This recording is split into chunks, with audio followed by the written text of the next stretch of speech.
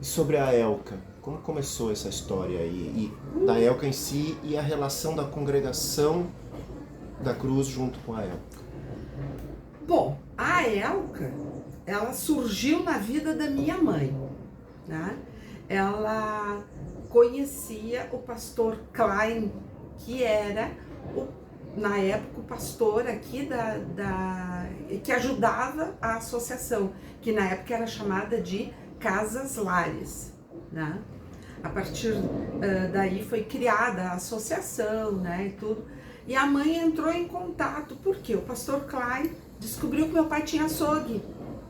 E aí ele pediu para a mãe, olha, quem sabe vocês fornecem a carne lá para as Casas Lares. E aí que a mãe se envolveu, veio conhecer uma situação bem difícil na época, muito difícil, né? E ela se tornou provedora. E aí, por que provedora? Bom, alguém precisava buscar associados, doadores, para manter esse trabalho. E foi então dentro da CELC que a mãe começou a buscar os seus doadores, né? Então ela tinha um caderninho, tá? O pessoal comentava, e lá vem a Alda com o caderninho dela. E ela cobrava mensalmente das pessoas, fosse o que fosse de contribuição, o que pudesse dar, não era uma contribuição fixa, né? E a partir desse momento o pessoal conheceu que existia uma casa lar, que existia a Elka. Aí que ela passou então a ser conhecida como a Elka, não só como Casas Lares, né? E a Petrópolis, lá em 1980, a gente ganhou uma doação que veio dos Estados Unidos para a IELB e era destinada a essas Casas Lares. E lá estava aquela doação em dólares e quem administra isso? Aí foi na Petrópolis que se construiu uma diretoria, né? Onde estava o seu Nilo Stout, a Leocádia Stout, a dona Marlene e o esposo dela, que eu esqueci o nome agora, Deuclides, né?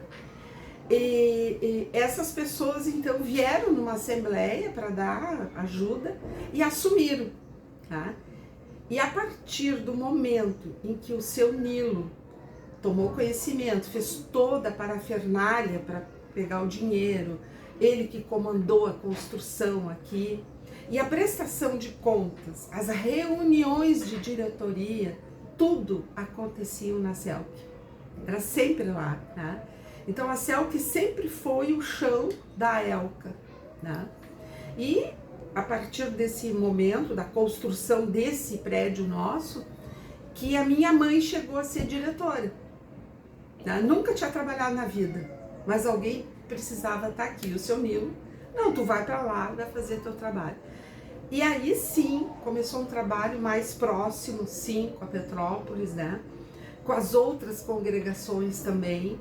Nós tínhamos pessoas da Cristo, da São Paulo, da Cavalhada, né?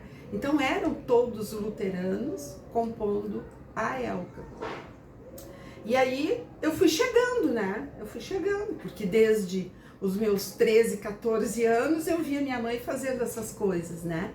E fui chegando, e a mãe precisando de uma datilógrafa. Gostou dessa? Pois é.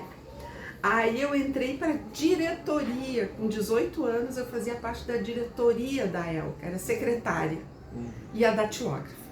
Tá? Então lá veio eu fazer, e aí, claro, eu tinha uma certa habilidade, porque bancária, né? Eu era responsável por um setor de seguros, onde eu tinha muita correspondência, muita coisa para fazer, e a mãe se aproveitou, e eu amei, né? Amei estar aqui, ajudando. Então, num turno, eu ficava aqui, fazendo as atividades para a mãe, no outro turno, trabalhava. E nesse vai e vem, a gente começou assim, mas aqui não tem ensino religioso e nós somos luteranos. Aí, comecei eu a dar ensino religioso. Que legal. A partir desse ensino religioso, a gente começou a se incomodar pelo fato, assim, somos luteranos, todos da diretoria são membros de alguma congregação, tá? Temos aqui a Elaine contando histórias, e não temos um pastor, ninguém que queira se envolver, né? Então a gente começou, eu comecei a participar do Codipa, tá? Junto com a mãe, claro, sempre junto com a minha mãe, tá? Se alguém me ensinou alguma coisa foi ela.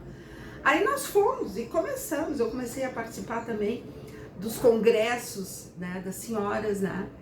E esse participar, e como eu nunca tive muito freio na língua, eu desafiava os pastores, que eles vinham assim, nós vamos ter que fazer um trabalho de missão lá em Moçambique. Sei lá se era Moçambique, tá? É o que veio na minha cabeça. Aí eu levantava a mão. Por que em Moçambique? Se a Elka tá ali, fazia meu discurso, né? Bem invocada, né? Que a mãe dizia assim, calma, que calma que é nada, né? E aí ia pro Codipa, e quando falava em missão, eu dizia, mas por que vocês querem fazer missão se nós temos uma instituição que precisa, uma vila inteira que precisa? Foi aí que a gente ganhou orientação.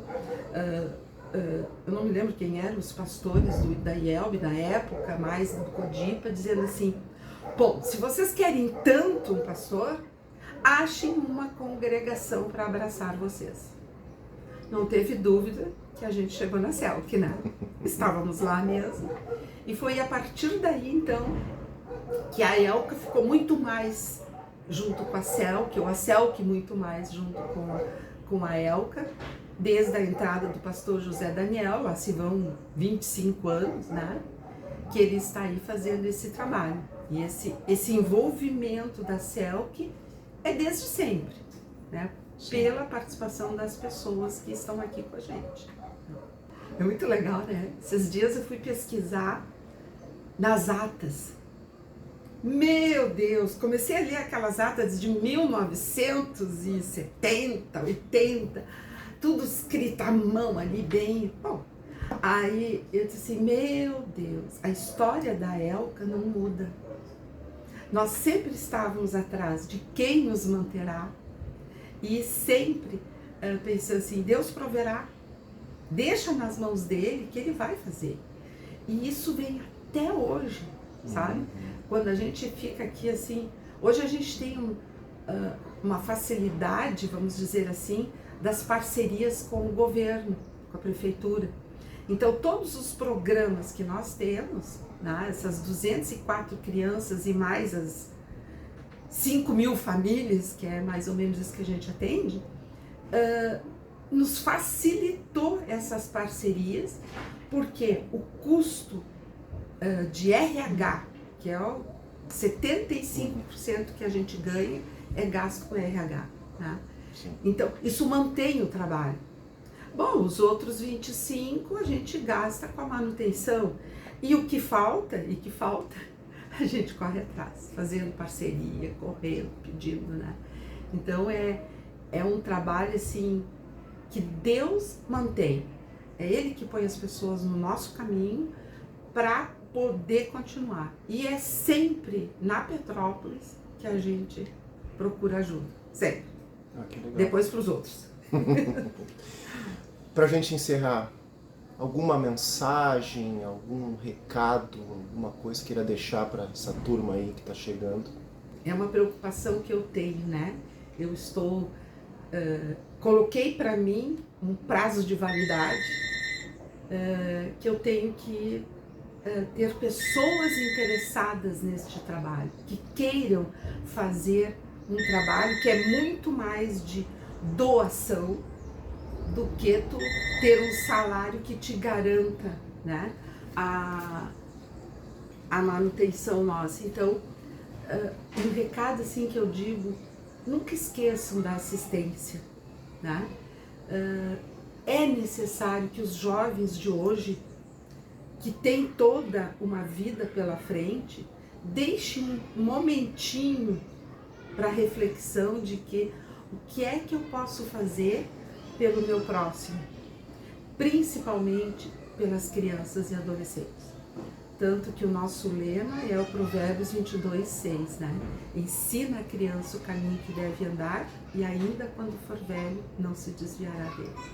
Então essa é a minha mensagem, porque Se não tivermos os jovens, os velhos tudo estão indo.